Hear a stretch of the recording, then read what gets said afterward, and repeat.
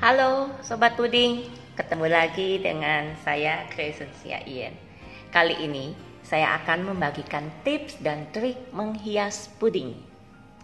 Yang pertama, memilih cetakan atau hiasan yang tepat. Pastikan puding yang akan dihias itu 2 dimensi atau 3 dimensi. Yang dimaksud dengan 2 dimensi, kalau kita melihat pudingnya dari atas. Misalnya ini puding. Ya, gambarku jelek, gak apa-apa lah ya. Nah, kita melihat dari atas. Jadi dia tiduran gitu hiasannya. Kalau 3 dimensi, ini puding, biasanya dilihat dari depan. Ya, cetakan 2 dimensi apakah bisa dipakai di dalam 3 dimensi? Bisa. Ya, lebih bagus saya sarankan. Ini ingat ya, saya hanya sekedar sharing. Jadi belum tentu benar juga. Saya hanya kasih tahu apa yang biasa saya lakukan. Ini aja ya. Nah, cetakan 2 dimensi bisa di sini. Tempel di pinggir-pinggirnya supaya kalau lihat dari depan lebih cakep. Ya, lebih bagus lihatnya. Paham di sini perbedaan 2 dimensi dan 3 dimensi? Paham ya? Oke. Nah, yang kedua, tentukan hiasannya. Hiasan bisa dari buah-buahan, bisa boneka miniatur. Kalau boneka miniatur ini cari yang kakinya mudah untuk berdiri ya, jangan yang cuma dua kaki begini, susah. Kalau bisa cari kakinya lebih rata, lebih mudah untuk dia berdiri di atas puding ya. Dan ingat dicuci dulu ya, biarpun cuma boneka, saya biasa cuci dan bilas air matang. Yang ketiga, dengan cetakan. Jadi cetakan silikon, cetakan plastik atau apa yang berbentuk sesuai dengan tema yang kita inginkan. Bisa nggak dicampur buah-buahan, ada bonekanya, ada cetakannya? Bisa banget ya. Jadi tergantung juga tema apa yang diinginkan. Yang ketiga, tentukan tema hiasan puding dan mainkan imajinasi. Mesti punya kreativitas ya. Punya kreatif juga, sesuai dengan karakter yang digunakan untuk menghias puding. Cari inspirasinya bisa dari gambar atau film karakter tersebut, bisa nonton di YouTube lah ya. Misalnya kalau kita Angry Bird, ya kita bisa lihat pembacaan kurang lebih seperti apa di dalam puding. Sebisa mungkin kita menghias puding punya cerita di atas puding tersebut kurang lebih sesuai dengan film aslinya. Jadi anak-anaknya kan senang ya. Oh iya, ini yang pernah saya lihat loh di YouTube atau di mana atau di filmnya gitu ya. Jangan sampai karakter yang baik berjajaran sama yang karakter yang jahat misalnya di dalam pokoknya punya cerita lah ya. Jangan yang baik ketemu yang jahat ini baik-baikan atau apa. Kita bikin cerita ya, memang kalau dia karakternya baik, yang satu karakternya jahat, ya ceritanya juga seperti itu gitu ya. Jadi penyusunan juga. Nah, apalagi kalau nih boneka miniatur, kita kan sering beli satu set ya biasa. Kita baca dulu gaya-gaya bonekanya seperti apa.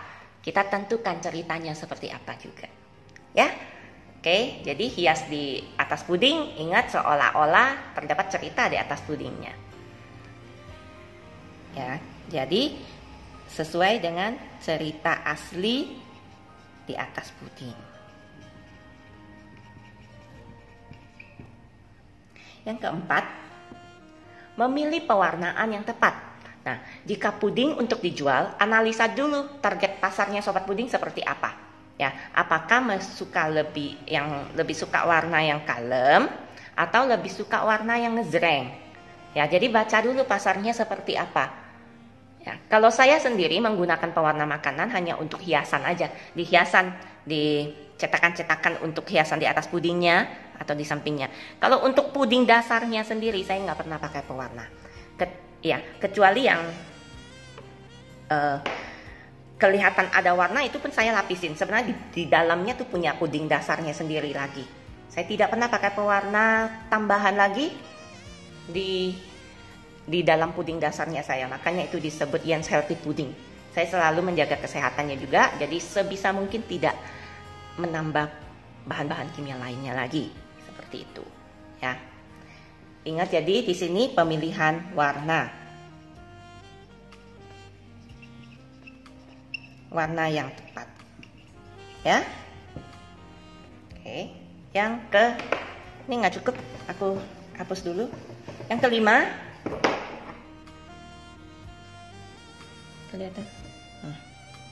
Yang kelima, keluarkan puding saat akan mulai dihias. Ini supaya tidak terlalu cepat berair, ya. Apabila puding berair saat dihias, bisa tuh ditempel dengan tisu, tapi ingat tisunya mesti tisu paper, tisu yang dapur. Jadi bukan tisu toilet atau yang mudah itu. Di mana ya tisu itu? Sebentar, aku ambilkan. Nah, yang aku maksud seperti ini loh, ya. Nah, tempelkan aja di atas pudingnya sebentar, gitu kan. Nah, baru mulai hias. Karena kalau berair lebih susah untuk menghiasnya, lebih susah nempel juga ke puding lainnya, ya. Jadi ingat, pakai yang tisu yang tidak mudah hancur, ya. Jadi keluarkan puding saat akan dihias. Jadi jangan dikeluarkan dulu. Ingat, nanti cepat berair. Biasanya kalau saya udah mau hias ya jarang saya pakai tisu ini lagi. Jadi langsung, ya. Yang keenam, supaya hiasannya tidak bergeser, siram dulu dengan agar-agar. Siram puding yang sudah kita hias ini dengan agar-agar bening, ya, dan diamkan selama 6 jam di dalam kulkas, ya. Jadi supaya hiasannya tidak geser,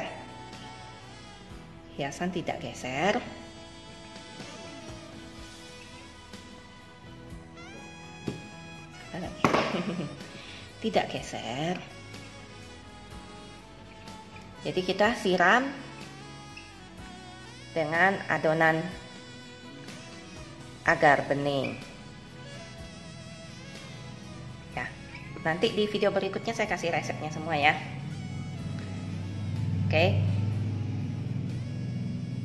Yang ke-7, pastikan sobat puding memiliki waktu yang cukup. Jadi ini waktu, sebenarnya udah pernah bahas di video sebelumnya, ya. Harus punya waktu cukup supaya ini hati kita saat menghias puding tidak terburu-buru, ya. Dengan begitu kita dapat memperoleh hasil hiasan yang lebih memuaskan. Oke. Yang ke-8, tentukan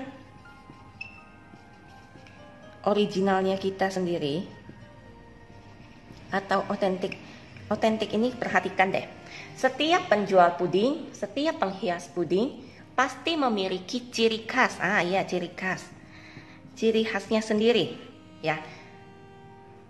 Entah dari pewarnaan, entah dari letak-letak hiasannya, kita bisa lihat deh. Coba yang rabbit pudingnya. Nah, dia selalu ada kelincinya, ya. Dan banyak deh, coba perhatikan. Jadi kita kalau sudah punya otentik, ya, percaya diri saja. Ingat, ya, dengan percaya diri kita bisa melakukannya dengan lebih baik lagi, ya. Jadi tidak perlu untuk menjadi penghias puding yang lain, ya. Jadi maksud saya tidak perlu menjadi saya mau seperti dia, aku mau seperti ngefans, ya. Bukan ngefans orangnya atau apa, ya. Maksud aku tuh saya lihat pudingnya dia ini, aku pingin seperti itu, pingin seperti ini, persis ya, nggak bisa juga. Nih, banyak sekali juga pelanggan saya yang mengirimkan foto hasil karya puding orang lain misalnya. Cik, saya mau persis seperti ini. Saya selalu jawab, saya tidak bisa 100% mirip. Ya, kalau mau ngambil temanya saja, saya masih sanggupi. Tetapi suruh saya bikin persis pewarnaannya sama, semuanya masih sama, saya mending tidak terima. Karena apa? Saya punya ciri khasnya saya sendiri. Ya, saya bukan untuk mempertahankan juga sih, karena setiap tangan, apalagi menghias puding ini tuh salah satu dari seni ya. Ya, jadi untuk selalu ada ciri khasnya saya juga gitu loh. Ya, ingat, saya bukan penghias puding yang terbaik di Indonesia, di dunia, di Jelambar, mau dimanapun. Tetapi saya akan menghias yang terbaik dalam versi saya untuk pelanggannya saya. Itu, ya. Jadi paham sampai di sini ya. Berikutnya nanti saya akan membuat video terakhir.